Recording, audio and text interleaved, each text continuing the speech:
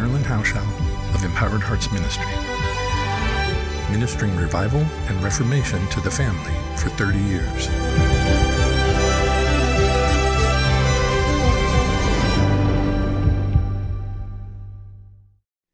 We are sending our children to a lost and corrupt system and its people to educate and socialize them and instill ungodly values into them to confuse the standards and functions of their relational heartbeat.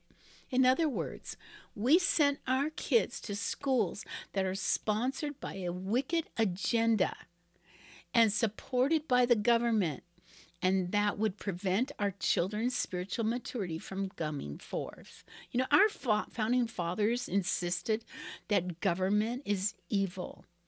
That's why they developed a self-governed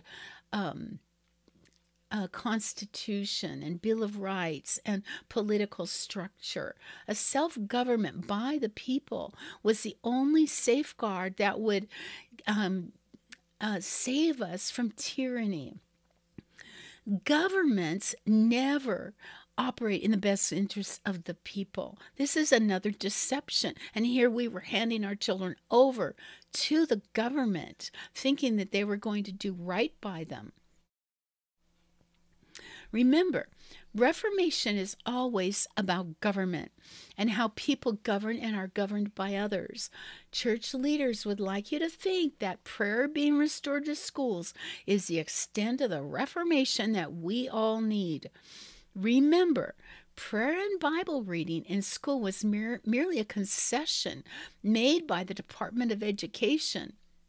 They didn't allow Bible teaching, only reading. They had no intention of teaching biblical morality to our children.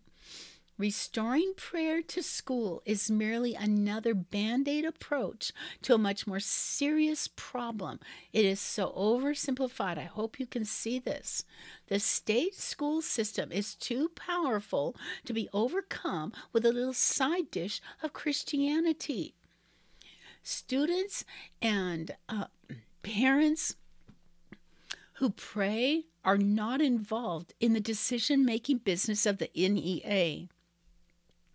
You cannot overcome with prayer the body of sin that you're still willing to cooperate with. Think about it. You can't pray your way off of drugs or alcohol without including repentance in your actions as you turn away from such activity. Correct? The only antidote is to turn away from our wicked ways of surrendering our children to Baal and go get our children out of the school system. If you want to reform it, well, you can be my guest. But begin to view the school system as a mission ground for reaching lost families. Then leave it to those who are finished raising their families to enter the work of reformation of the system at all levels of government. But as for you and your household, you must serve the Lord. You must receive parenting from the Lord for your journey of raising your family.